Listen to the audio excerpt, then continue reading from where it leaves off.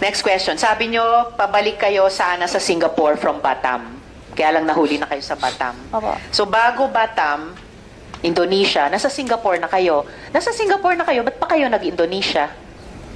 Kasi sabi ni Wesley, Mm. gusto daw siya pasyal sa iba lugar. Hindi pa ba Kaya- sapat yung kaya pasyal sa nauna Singapore? Na siya sa Indonesia.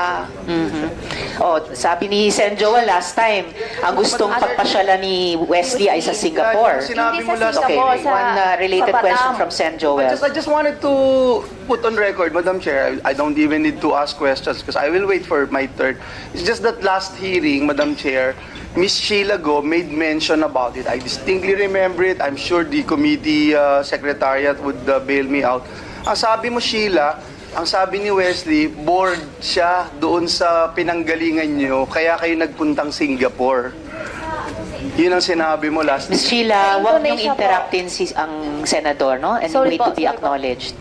Pwede mong sabihin ngayon na maaari kang nagkamali. Pero, ang narinig namin lahat, kaya ka pupunta ng Singapore dahil bored si Ay, Wesley. sorry po, baka mali lang ako ninig talaga kasi... So, ano yung sa totoo? Indonesia kasi ang naalam ko yung tanong So, niyo po. Sheila, again, na-bored sa Singapore, pumunta ng Indonesia. Kahit medyo naguguluhan kami doon. Hindi kasi Nasa nakailan... Singapore ka rin. So po, Tapos gusto mong pupunta sa Indonesia. kasi Okay. nakailan days na po kami sa Singapore.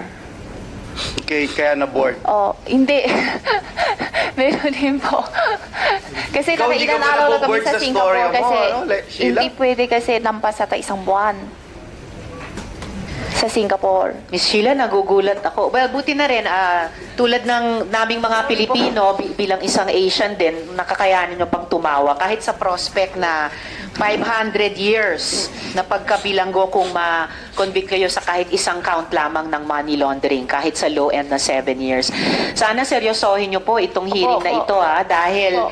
hindi lang ang Senado, hindi lang ang House, Opo. nag-e-effort mag-imbestiga, Opo. pati yung mga executive at constitutional body, sobrang interesado sa mga kaso ninyo. At dapat Opo. sa maikling panahon na lamang ng aming investigasyon, at yung maikling panahon na lamang posible ng executive at ng constitutional bodies ng Pilipinas, pag-isipan yung mabuti, humingi kayo ng payo sa abogado nyo, pag-isipan yung mabuti, mag-cooperate seriously sa investigasyong ito.